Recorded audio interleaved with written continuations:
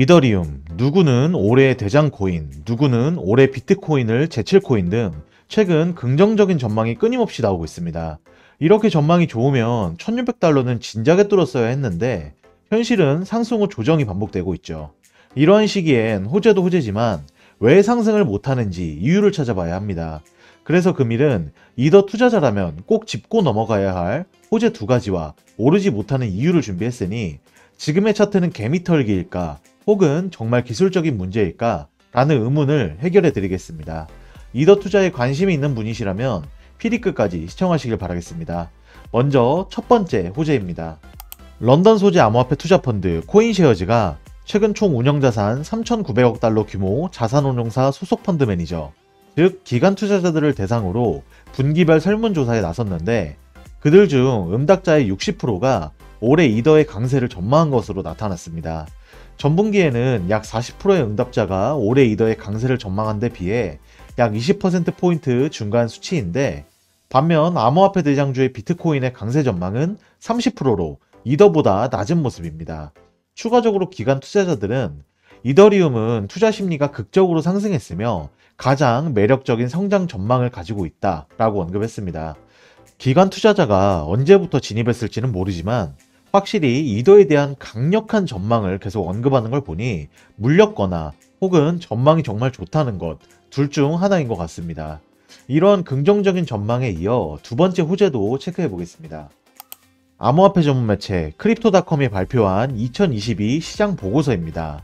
자료에 따르면 전 세계 이더 보유자의 비율이 지난해 1월 2,400만 명에서 12월 8,700만 명으로 263% 늘어난 모습입니다. 지난해 9월 시행된 머지 업그레이드를 성공하면서 개인, 기관 투자자들로부터 큰 관심을 받았기 때문으로 보고 있는데 크립토닷컴은 이는 시작일 뿐이다 라고 언급했습니다. 비탈릭 부테리는 머지 이후 이더리움 네트워크는 55% 완료되는 것이며 더머지 이후 상하이, 서지, 버지, 퍼지, 스플러지 등의 업데이트가 기다리고 있다 라고 말했었죠. 그리고 오는 3월 이더리움은 머지에 있는 상하이 업데이트를 기다리고 있습니다.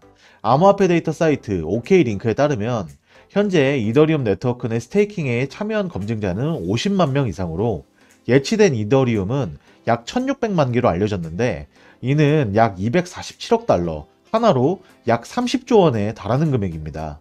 이더리움은 스테이킹 참여자에게 연리 4에서 6%의 보상을 분배하고 있으며 이는 상하이 업데이트 이후 출금할 수 있죠. 시장에서는 상하이가 극적인 시장의 변화를 끌어내지 않을 것이지만 이로 인해 스테이킹 시장이 더욱 활성화될 것이라고 전망하고 있습니다. 이에 대해 쟁글 리서치 팀은 가상자산 내 상대적으로 정적이라고 평가받는 이더리움 스테이킹에 대한 수요 지속과 추가되는 인출 기능으로 스테이킹 시장이 더욱 활성화될 것으로 예상된다. 스테이킹 도중에 인출이 가능해진 만큼 관련 시장의 점유율을 빼앗기 위한 경쟁이 치열해질 것으로 전망된다 라고 평가했습니다. 이러한 두 가지 호재로 인해 현재 이더는 상승을 해도 진작에 했어야 한다고 보는데 왜 이렇게 주춤하고 있는 걸까요? 제가 간단하게 알려드리도록 하겠습니다. 현재 상승이 부진한 이유는 총 3가지의 이유가 있습니다. 첫 번째, 이더리움 상하이 업그레이드를 앞둔 방어적 포지션. 올해 3월로 예정된 상하이 업그레이드가 성공하면 비콘 체인에 스테이킹되어 있는 이더리움의 인출이 허용되는 건 다들 아실 겁니다. 현재 비콘 체인에 1720만 개 이더 토큰이 스테이킹되어 있는데 마렉스 솔루션의 암호화폐 부문 총괄 일란 솔란트는 이더리움의 성적 부진은 상하이 업그레이드 이후 스테이킹됐던 물량의 매물화에 대한 우려 때문이라고 설명했습니다. 상하이 업그레이드가 실현되더라도 스테이킹된 이더리움의 하루 인출량은 43,200이더로 제한되지만 지난 2년간 스테이킹에 대한 보상으로 주어진 약 100만 이더는 즉시 인출이 가능하기 때문에 업그레이드와 동시에 폭락의 우려가 있기 때문이라는 거죠. 그 다음 두 번째, 거시경제 상황이 주도하는 강세 분위기 회복. 시카고 상품거래소 CME 패드워치에 따르면 금리 선물 시장은 연방준비제도가 2월과 3월 금리를 올린 뒤 5월에는 금리 인상을 멈출 가능성을 57%로 반영하고 있는데 연준의 금리 인상 중단 전망은 암호화폐 등 위험자산에는 호재가 되는 거 아실 겁니다. 이 투자회사 패러다임의 기관 영업이사 데이비드 브리켈은 비트코인이 이더리움보다 더 큰 폭에 상승한 것은 연준의 금리 인상 사이클이 끝나가면서 거시 환경이 변화하고 있기 때문이라 생각한다. 이 같은 움직임은 소매 투자자들이 아닌 기관들에 의해 주도되고 있다라고 분석했습니다. 즉, 이더의 가격 움직임도 기관에 의해 주춤하고 있다는 것이죠. 마지막 세 번째, 비트코인은 암호화폐 시장의 관문. 이 암호화폐 시장의 이전 상승기는 비트코인의 선도로 시작된 만큼 비트코인과 스테이블 코인이 여전히 암호화폐 시장의 관문으로 선호되는 상황에서 역사가 되풀이되고 있는 모습입니다. 이에 대해 뉴스레터 크립토 이즈 매크로나우의 저자 노엘 아치스는 대부분의 거시 투자자들에게 비트코인은 암호화폐 시장으로 가는 명백한 진입로이며 이더리움의 현물 거래량이 크게 증가하지 않는 데 비해 비트코인의 경우 현물 거래량이 강력한 증가세를 보이고 있고 CME 미결제 약정 증가, 그리고 옵션 시장에서의 포지션 강화를 통해 이를 알 수 있다고 언급했습니다. 한편 암호화폐 시장 내에서 게임과 NFT 등보다 위험한 자산으로 돈이 로테이션되는 현상도 비트코인 대비 이더리움의 성적 부진 요인으로 지적됐는데, 에스트러너 캐피탈 수석 투자 책임자 매튜 딥은 지금 현재 투기적인 수요가 이더리움으로부터 앱토스와 솔라나 같이 보다 위험하고 높고 새로운 코인들로 옮겨가고 있다는 것이 우리의 여러 이론 가운데 하나이며, 이더리움이 현재 디플레이션 현상을 나타내고 있음에도 불구하고 투기적 수요의 로테이션이 이더리움으로부터 일부 매수 압력을 빼앗고 있다라고 언급했습니다. 마지막 의견도 그럴싸한 게, 엑시 인피니티 및 디센트럴랜드와 같은 게임 토큰은 이번 달에 80%및 110% 상승했으며, 앱토스 및 솔라나는 각각 420%및 140% 상승했습니다.